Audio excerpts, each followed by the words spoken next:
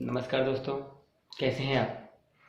उम्मीद करता हूँ आप लोग बहुत अच्छे से रहेंगे, सकुशल होंगे और माँ जगदम्बा की कृपा आप पे बनी रहे। मैंने आपसे कहा था कि दुर्गा पाठ का हर एक अध्याय मैं धीरे धीरे करके आपके सामने चलाऊँगा, प्रस्तुत करूँगा।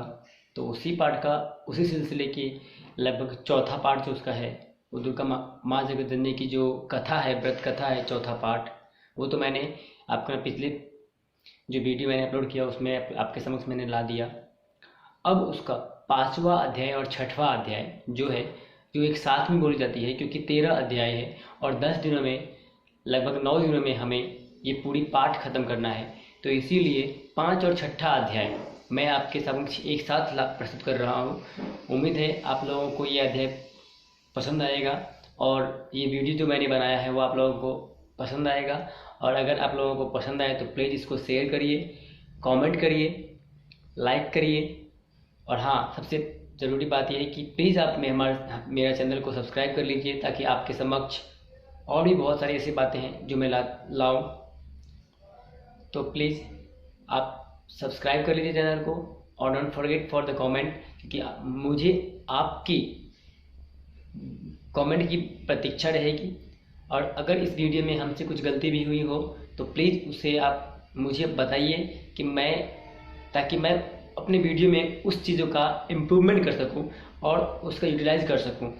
तो प्लीज़ चलिए चलते हैं दुर्गा पाठ का पांचवा और छठवां अध्याय पे।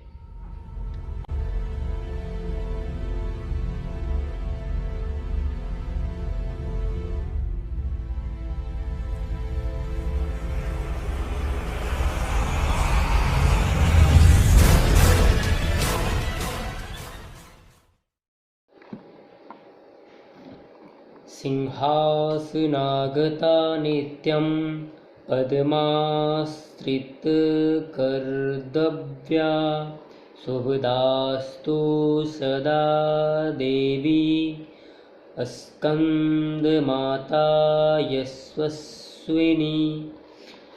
माँ दुर्गा जी के पांचवें स्वरूप को स्कंद माता के नाम से जाना जाता है। ये भगवान स्कंद कुमार कार्तिकेय नाम से भी जाना जाता है। इन्हीं भगवान स्कंद की माता होने के कारण माँ दुर्गा जी के इस पांचवें स्वरूप को स्कंद माता के नाम से जाना जाता है। इनकी उपासना नवरात्रि पूजा की 5वें दिन की जाती है। इस दिन साधक का मन विशुद्ध चक्र में अवस्थित होता है। इनका वर्ण पूर्णतः शुभ्र है। ये कमल आसन पर विराजमान रहती है। इसी कारण से इन्हें पद्मासना देवी कहा जाता है। सिंह भी इनका वाहन है। नवरात्र पूजन के 5वें दिन का शास्त्रों में पुष्कल महत्व बताया गया है। इस चक्र में अवस्थित मन वाले साधक की समस्त बाह्य क्रियाओं एवं चित्त वृत्तियों का लोप हो जाता है। पांचवा अध्याय का आरंभ करते हैं। देवताओं द्वारा देवी की स्तुति। चंडमुंड के मुख से अंबिका की रूपी प्रशंसा सुनकर शुंभा का उनके पास दूत भेजना और दूत का निराश लौटना।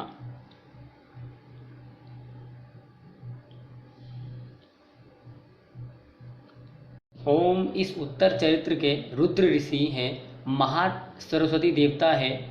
अनुष्टुप छंद है। भीमा शक्ति है। ब्राह्मणी बीज है। सूर्य तत्व और सामदेव स्वरूप है। महासरस्वती जी की प्रसन्नता के लिए उत्तर चरित्र के पाठ में इसका विनियोग किया जाता है। जो अपने कर कमलों में घंटा, शूल, हल, शंख, मूसल, चक्र, धनुष और बाण धारण किए हुए हैं। शरद ऋतु के शोभा संपन्न चंद्रमा के समान जिनकी मनोहर कांति है, जो तीनों लोकों की आधारभूता है और शुंभ आदि दैत्यों का नाश करने वाली है, तथा गौरी के शरीर से जिनका प्राकट्य है, उन महासरस्वती देवी का मैं निरंतर भजन करता हूँ। ऋषि मार्कंडेय कहते हैं कि पूर्व काल में शुंभ और निशुंभ नामक असुरों ने अपने बल के घमंड में आकर सचेपति इंद्र के हाथ से तीनों लोकों का राज्य और यज्ञ भाग छीन लिए। वे ही दोनों सूर्य, चंद्रमा, कुबेर, यम और वरुण के अधिकार का भी उपयोग करने लगे। वायु और अग्नि कार्य में भी वही करने लगे। उन दोनों ने सब देवताओं को अपमानित, राज्य भ्रष्ट, पराजित तथा अधिकारहीन करके स्वर्ग से निकाल दिया। उन दोनों महान असुरों से तिरस्कृत देवताओं ने अपराजिता देवी का स्मरण किया। सोचा, जगदम्बा ने हम लोगों को वर दिया था कि आपत्ति काल में स्मरण करने पर मैं तुम्हारी सब आपत्तियों का तत्काल नाश कर दूंगी। यह विचार कर देवता गिरिराज हिमालय पर्वत पर गए और वहां भगवती विष्णु माया की स्तुति करने लगे। देवता बोले, देवी आपको नमस्कार है। महादेवी शिव को सर्वदा नमस्कार है। प्रकृति एवं भद्रा को प्रणाम है। हम लोग नियम पूर्वक जगदम्बा को नमस्कार करते हैं, रुद्रों को नमस्कार करते हैं, नित्या, गौरी एवं धात्री को बारंबार नमस्कार करते हैं। ज्योत्सनामयी, चंद्र रूपनी एवं सुख स्वरूपा देवी को सतत प्रणाम करते हैं। शरणागतों को कल्याण करने वाली वृद्धि एवं सिद्धि रूपा देवी को हम बारंबार नमस्कार करते हैं। नेत्रिरुति, राजाओं की लक्ष्मी तथा सर्वाणी शिव पत्नी स्वरूपा आप जगदम्बा को बार बार नमस्कार करते हैं। दुर्गा, दुर्गपाड़ा, दुर्गम संकट पार उतारने वाली, सारा सबकी सारभूता, सर्वकारिणी, ख्याति कृष्णा और धूम्रा देवी को सर्वदा नमस्कार है। अत्यंत सौम्य तथा अत्यंत रौद्र रूपा देवी को हम नमस्कार करते हैं। उन्हें हमारा बारंबार प्रणाम है। जगत की आधारभूता कृति देवी को बारंबार नमस्कार है। जो देवी प्राणियों में विष्णु माया के नाम से जानी जाती है, उनको नमस्कार है, उनको बारंबार नमस्कार है। जो देवी सब प्राणियों में चेतना कहलाती है, उनको नमस्कार है, उनको बारंबार नमस्कार है। जो देवी सब प्राणियों में बुद्धि रूप से स्थित है, उनको नमस्कार है, उनको नमस्कार है, उनको बारंबार नमस्कार है। जो देवी सब प्राणियों में निद्रा रूप से स्थित है, उनको नमस्कार है, उनको बारंबार नमस्कार है। जो देवी प्राणियों में क्षुधा रूप से स्थित है, उनको नमस्कार है, उनको बारंबार नमस्कार है। जो देवी सब प्राणियों में छाया रूप से स्थित है, उनको नमस्कार है, उनको बारंबार नमस्कार है। जो देवी सब प्राणियों में शक्ति रूप से स्थित है, उनको नमस्कार है, उनको बारंबार नमस्कार है।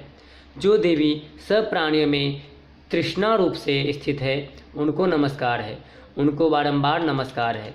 जो देवी सब प्राणियों में क्षमा रूप से स्थित है, उनको नमस्कार है, उनको नमस्कार है, उनको बारंबार नमस्कार है। जो देवी सब प्राणियों में जाति रूप से स्थित है, उनको नमस्कार है, उनको बारंबार नमस्कार है।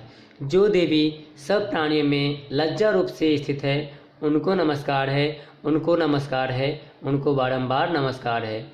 जो देवी प्राणियों में शांति रूप से स्थित है, उनको नमस्कार है, उनको नमस्कार है, उनको बारंबार नमस्कार है। जो देवी सब प्राणियों में श्रद्धा रूप से स्थित है, उनको नमस्कार है, उनको नमस्कार है, उनको बारंबार नमस्कार है। जो देवी प्राणियों में कांति रूप से स्थित है, उनको नमस्कार है, उनको नमस्कार है, उनको बारंबार नमस्कार है।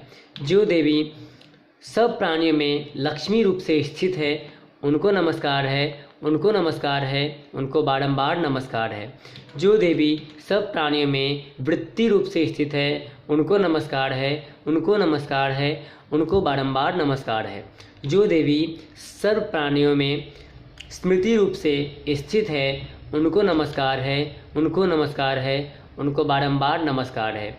जो देवी सब प्राणियों में दया रूप से स्थित है, उनको नमस्कार है, उनको नमस्कार है, उनको बारंबार नमस्कार है। जो देवी सब प्राणियों में तुष्टि रूप से स्थित है, उनको नमस्कार है, उनको नमस्कार है, उनको बारंबार नमस्कार है। जो देवी सब प्राणियों में माता रूप से स्थित है, उनको नमस्कार है, उनको नमस्कार है, उनको बारंबार नमस्कार है। जो देवी प्राणियों में भ्रांति रूप से स्थित है, उनको नमस्कार है, उनको बारंबार नमस्कार है। जो जीवों के इंद्रिय वर्ग की अधिष्ठात्री देवी एवं सब प्राणियों में सदा व्याप्त रहने वाली है, उन व्याप्ति देवी को बारंबार नमस्कार है। जो देवी चैतन्य रूप से इस संपूर्ण जगत व्याप्त करके स्थित, उनको बार बार नमस्कार है।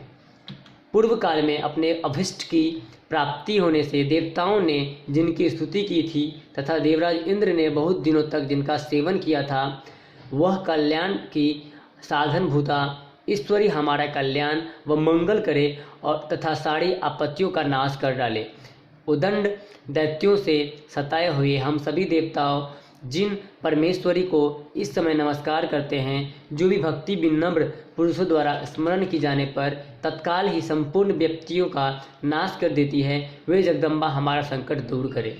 ऋषि कहते हैं, राजन, इस प्रकार जब देवता स्तुति कर रहे थे उस समय पार्वती देवी गंगा जी के जल में स्नान करने के लिए वहां आई। उन सुंदर भावों वाली भगवती ने देवताओं से पूछा, आप लोग यहाँ किसकी स्तुति करते हैं? तब उन्हीं के शरीर कोश से प्रकट हुई शिवा देवी बोली, शुंभ दैत्य से तिरस्कृत और युद्ध में निशुंभ से पराजित हो यहाँ एकत्रित हुए ये समस्त देवता यह मेरी ही स्तुति कर रहे हैं। पार्वती जी के शरीर का कोश से अंबिका का ही स्तुति कर रहे हैं। उन सुंदर भावों वाली भगवती ने देवताओं से पूछा, आप लोग यहाँ किसकी स्तुति कर रहे हैं? तब उन्हीं के शरीराकोश से प्रकट हुई शिवा देवी बोली, शुंभ दैत्य से तिरस्कृत और युद्ध में निशुंभ से पराजित हो यहाँ एकत्रित हुए ये समस्त देवता यह मेरी ही स्तुति कर रहे हैं। पार्वती जी के शरीर कोश से अंबिका का प्रादुर्भाव हुआ था, इसलिए समस्त लोकों में कौशिकी कही जाती है। कौशिकी के प्रकट होने के बाद पार्वती जी का शरीर काले रंग का हो गया, अतः वे हिमालय पर रहने वाली कालिका देवी के नाम से विख्यात हुई। तदनंतर शुंभ निशुंभ के भृत्य चंडमुंड यहाँ आए और उन्होंने परम मनोहर रूप धारण करने वाली अंबिका देवी को देखा। फिर वे शुंभ के पास जाकर बोले, महाराज, एक अत्यंत मनोहर स्त्री है जो अपनी दिव्य कांति से हिमालय को प्रकाशित कर रही है। वैसे उत्तम रूप कहीं किसी ने भी नहीं देखा होगा। असुरेश्वर पता लगाइए वह देवी कौन है, उसे ले लीजिए। स्त्रियों में तो वह रत्न है, उसका प्रत्येक अंग बहुत ही सुंदर है तथा वह श्री अंगों की प्रभाव से संपूर्ण दिशाओं में प्रकाश फैला रही है। दैत्यराज, अभी वह हिमालय पर ही मौजूद है, आप उसे देख सकते हैं। प्रभु, तीनों लोकों में मणि, हाथी और घोड़े आदि जितने भी रत्न हैं, वे सब इस समय आपके घर में शोभा पाते हैं। हाथियों में रत्नभूत ऐरावत, यह परिजात का वृक्ष और यह उच्छेश्रवा घोड़ा, यह सब आपने इंद्र से ले लिया। हंसों से जुता हुआ यह विमान भी आपके आंगन में शोभा पाता है। यह रत्नभूत अद्भुत विमान है जो पहले ब्रह्मा जी के पास था, अब आपके यहाँ लाया गया है। यह महापद्म नामक निधि आप कुबेर से छीन लाए हैं। समुद्र ने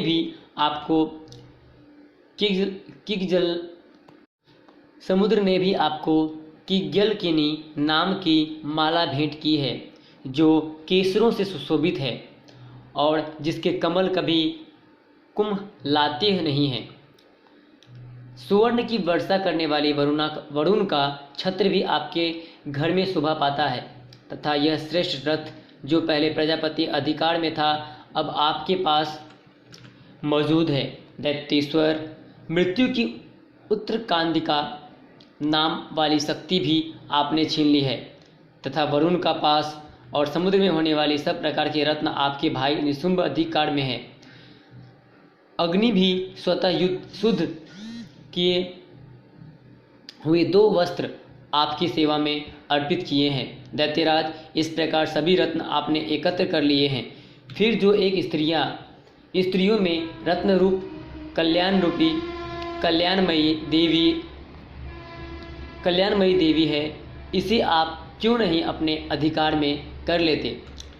ऋषि मार्कंडेय बोले, चंडमुंड का यह वचन सुनकर शुंभ ने महादैत्य सुग्रीव को दूत बनाकर देवी के पास भेजा और कहा, तुम मेरी आज्ञा से उसके सामने ये बात कहना और ऐसा उपाय करना जिससे प्रसन्न होकर वह शीघ्र ही यहाँ आए।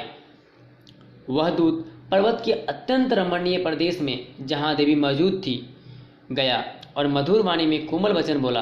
दूत बोला, देवी, दैत्यराज शुंभ इस समय तीनों लोकों के परमेश्वर हैं। मैं उन्हीं का भेजा हुआ दूत हूँ और यहाँ तुम्हारे ही पास आया हूँ। उनकी आज्ञा सदा सब देवता एक स्वर से मानते हैं, कोई उसका उल्लंघन नहीं करते। वे संपूर्ण देवताओं को परास्त कर चुके हैं। उन्होंने तुम्हारे लिए जो संदेश दिया है उसे सुनो। संपूर्ण त्रिलोकों की मेरे अधिकार में है, देवता भी मेरी आज्ञा के अधीन है। संपूर्ण यज्ञों के भागों में पृथक पृथक भोगता हूँ। तीनों लोकों में जितने श्रेष्ठ रत्न हैं वे सब मेरे अधिकार में है। देवराज इंद्र का वाहन ऐरावत जो हाथियों में रत्न समान है, मैंने छीन लिया है। क्षीर सागर का मंथन करने से जो अस्तु रत्न उच्चेश्वरा प्रकट हुआ था, उसे देवताओं ने मेरे पैरों पर पड़कर समर्पित किया है। सुंदरी, उनके सिवा और भी जितने रत्न भूत पदार्थ देवताओं, गंधर्वों और नागों के पास थे, वे सब मेरे ही पास आ गए हैं। देवी, हम लोग तुम्हें संसार की स्त्रियों में रत्न मानते हैं, अतः तुम हमारे पास आओ, क्योंकि रत्नों का उपभोग करने वाले हम ही हैं। चंचल से कटाक्षों वाली सुंदरी, तुम मेरी या मेरे भाई महाप्रज्ञाकर्मी निशुंभ की सेवाओं में आ जाओ, क्योंकि तुम रत्न स्वरूप हो। मेरा कल वर्णन करने से तुम्हें तुलना रहित महान ऐश्वर्य की प्राप्ति हो गई। अपनी बुद्धि से विचार करो, तुम मेरी पत्नी बन जाओ।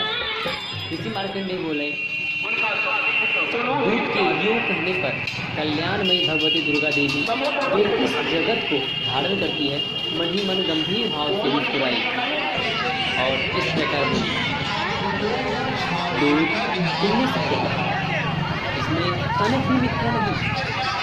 शुंभ तीनों लोगों का स्वामी और निशुंभ भी उसी के समान हुआ करते, किंतु इस समय में मैंने जो प्रतिज्ञा कर ली है उसे मिथ्या कैसे करूं? मैंने अपनी अल्प बुद्धि के कारण पहले से जो प्रतिज्ञा कर रखी है उसे सुनो। जो मुझसे संग्राम में जीत लेगा, जो मेरे अभिमान को चूर्ण कर देगा, क्या संसार में जो मेरे समान बलवान होगा वही मेरे सामने होगा। इसलिए शुंभ अथवा महादैत्य निशुंभ स्वयं ही यहाँ पर आए और मुझे जीतकर सीधे ही मेरा पंडित नहीं करते। इसमें विलंब क्या कि क्या आवश्यकता है? दूत बोला, देवी, तुम घमंड में भरी हो, मेरे सामने ऐसी बातें न करो। तीनों लोगों में कौन ऐसा पुरुष है जो शुंभ निशुंभ के सामने खड़ा हो सके? देवी, अन्य दैत्यों के सामने भी सारे देवता युद्ध में ही नहीं लड़ सकते, तो तुम अकेली स्त्री होकर कैसे लड़ सकती हो? जिन शुंभ आदि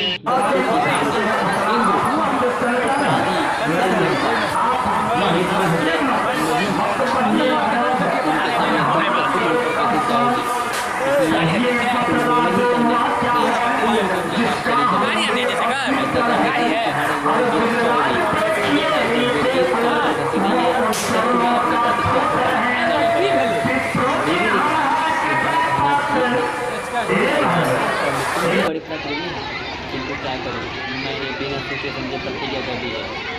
अतः सब अब तुम जाओ, मैंने तुमसे जो कुछ कहा है वह सब दैत्यराज से आदरपूर्वक कहना, फिर वे जो उचित जान पड़े करे।